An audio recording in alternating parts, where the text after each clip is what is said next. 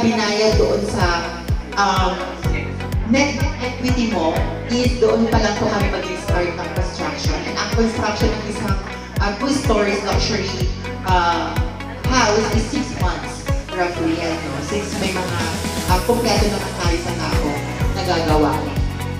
Okay? So yung 7,276,000, ano pag hindi ko naman kayang bayaran kung ko, di ba? Kung pwede mo yan i-loan kay bank, either sa preferred bank namin, yung house land, or preferred bank ng client. Kasi mas maganda kasi na nakatay up tayo sa bank na preferred natin. Kasi minsan yung mga mayayaman ayaw nila na sa ang bank kasi mag-o-open na naman ng account. So mas gusto nila yung bank kung saan sila nakabangko kasi safe sila. Kasi yung branch manager definitely puprotektahan kung sino yung client nila, diba? Yung mga depositor nila. That's why some of the thinkings ng mga mayayaman is gusto nila kung anong preferred bank nila. Yun lang din yung kanilang pagpapasukan, which is totally fine with us. But for this one, kinuha namin ito sa preferred bank namin, which is Security Bank Corporation. So ito yung kanilang computation table for 20 years na may 1-year fixed pricing period, which is 7.7% na interest rate. Okay? But ang maximum loan term nila is 20 years lang. Kaya sa 20 years, ang ihuhulog mo is 58,360 pesos and 83 cents. But, sino naman yung makakapag-qualify dyan sa 7.2 million na yan? Anong income yung mga requirement needed? So, ito siya. Ang kanyang gross annual income. So, please, I will stress out. Gross annual siya. This is 12 months. So, baka kasi nalulat yung 1 billion yung makikita sa 20 years. That's annual. So, i-divide mo siya, yung 1.9 na income niya in a year, i-divide mo into 12 months, that is 180 something. 180K a month. Dapat yung income niya. Yung gross. Diba? Kaya ng factor science. Okay, so, kung ayaw naman nila na masyadong mag-comply ng requirements, hindi full payment. Kung pwede din naman yung in-house financing natin, no? Which is 5 years term na lang siya. So, yung in-house financing na yan, meron, zero interest siya if ever na hindi pa niya lilipatan yung property. Eh diba sa atin naman is kapag 85% doon pa lang naman kasi siya i-contract. So kapag sinabi niya na, gusto ko na siyang lipatan, o mag-85% ka muna doon sa equity, and then we could construct your house, and then the rest na remaining balance, pag nag-move in na siya doon, natapos yung unit, and then nag-move in na siya, kung magkano na lang yung running balance niya at that time of occupancy, yun po yung i-interest natin ng 12% per annum. Per annum po siya. So that's 1% monthly. Okay? So ganyan siya. So that is your The Hamlet at Residential Dipa. Okay? So, yung mga questions niyo, kung pwede kayo magsulat or kung pwede kayo mag-raise ng hand, no? Pero para smooth lang yung discussion natin, I would suggest na isulat niyo yung mga questions niyo. Kung may mga questions kayo doon sa project na yun, and then I will address it later on. Okay? So, yan. Second project na tayo. Binibilisan ko na. Ayan, kasi syempre gabi na, diba? Analate tayo. Ayan, so, uunahin ko yung first budget-friendly naman na project ni Houseland, no? Which is yung Florence Homes Magdalena, located at Barangay Pinalambot ng Magdalena, Laguna. So, yan yung ating model unit. Ang model unit natin is uniform lang. Doon sa 369 units, isa lang po ang buka ng ating bahay. It's called Michelle. Ang kanyang lot area is 50 square meters with a floor area of 32 square meters. Ngayon, complete finish na siya, meaning naka-tiles na siya. And ang tiles namin across all projects. So, ang tiles namin is 60 by 60, hindi 30 by 30 or hindi 30 by 60. Ang 30 by 60, CR. Okay? So, yeah, may tile seat dito and may space for parking, but conservatively, ang parking space dito is pwede siya for way-go, mga ganyan. But for SUV, aabot siya doon sa pinaka-extent. Which is, nakita niyo naman, umabot siya dito. Which is, hindi kasi yung part ng property, no? Okay. So, ano pa din naman yan, malawak yung ating, yung ating road, no? Ang main road natin is nasa 8.5 meters wide. So, ang inner roads natin 6.5 meters. Okay? So, provision for 2 bedroom siya at saka meron siyang service area for possible extension. Kung gusto nyo i-extend yung kitchen, then pwede siya. Okay, so the nearby establishments, no? Ang pinakamalapit dito, na-mention ko kanina yung munisipyo, 270 meters lang siya. Okay, so 50 Kembon, nandun ka na sa mismong project. Okay? Si Magdalena hindi siya ganon ka-progressive in terms of commercial, but with the new admin, sabi naman nila, or new government is, sabi nila magkakaroon din daw ng mga banks.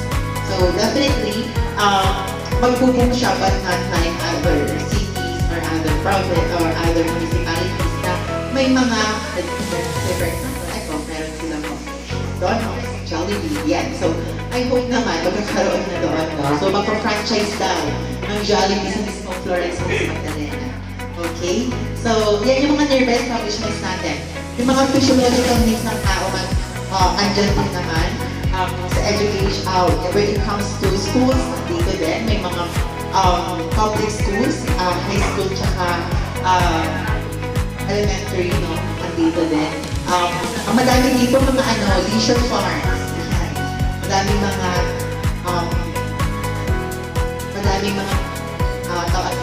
bakasyonan. So, like yung Bonwell, 8.8 daw siya, yung The Good Food Farm. Nagpunta na ba kayo doon? Di ba ang langaw? Kasi yung organic, yung mga ayan, so doon tayo sa interior at saka deliverable. So, kung kanina, kay The Hamlet ni Pa, ang present ko sa inyo is yung 3D, yung architectural view, but this one is the actual unit na.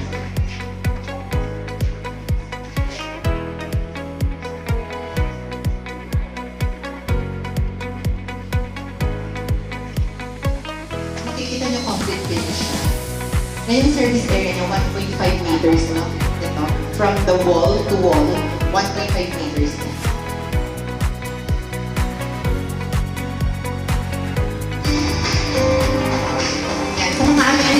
Ito yung mga i-expect na amenities. Please don't expect dito ha. Huwag mag-expect na ba't gano'n? Walang internet. Huwag mag-expect ng clubhouse. Huwag mag-expect ng swimming pool. Socialize natin project dito. Hindi ito pang luxury project or upmarket project. Mag-internet.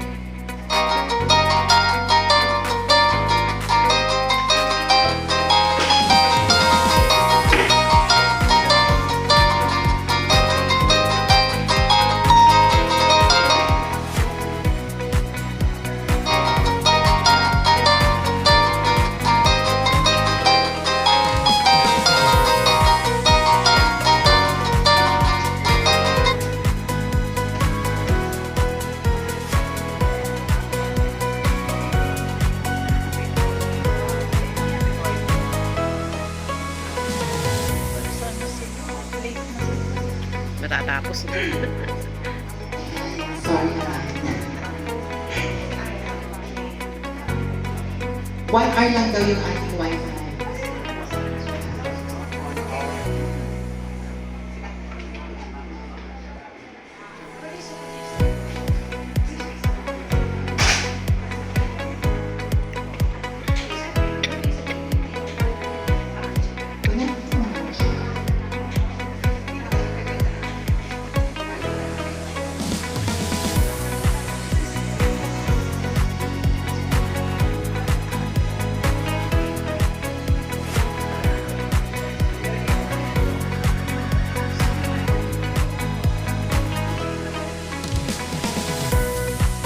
Sa tabi nito yung ating parks and playgrounds.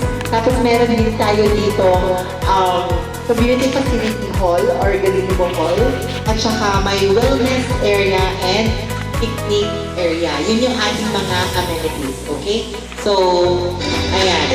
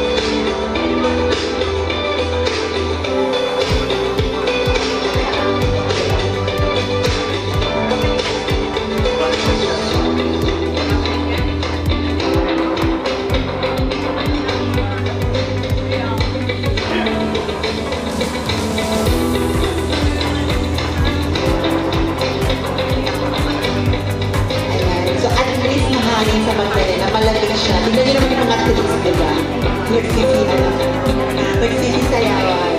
Okay, so yun yung ating mga expected amenities for Buhay Schools Model na project. So ito yung mga saleable units natin ngayon, no? 369 yung kabuuan natin, total units. However, nakasold na kami dito ng 284. So ang available units na lang na ibebenta natin is 85 units na lang, no? So kung makikita niyo yung map, ano yung ibig sabihin ng green? Sold units na po yan. Anong ibig sabihin ng mga unshaded? Yung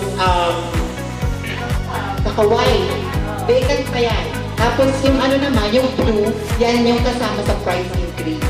Okay? So, explain ko yung yung computation.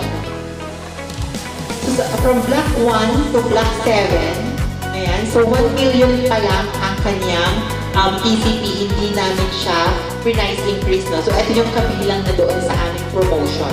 Okay? So, 1 million ang pinaka-PCP nito, tapos ang reservation fee nito is 5,000 pesos. Ngayon, pwede mo itong i-loan kay Pag-ibig Fund under Affordable Housing Program and yung regular housing loan program nila or yung end user financing program, which is explained to you later on. Tapos yung total DP naman na 145,000, kung pwede mo siyang i-loan kay loan tuloy, kung pwede mo siyang bayaran ng 24 months sa amin, which is 6,041 pesos lang. Okay? Doon sa 850,000 na loanable amount kay Pag-ibig Fund, diba sinabi ko kanina dalawang facilities yan.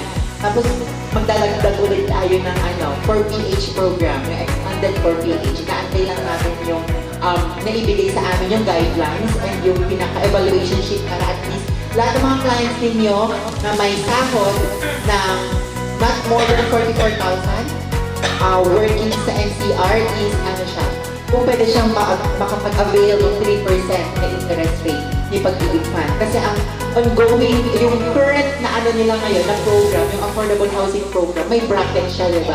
Hanggang, dapat hindi ka bababa ng 11,000 at hindi ka tataas ng 15,000 kung ikaw ay nagtatrabaho sa Metro Manila or outside NCR.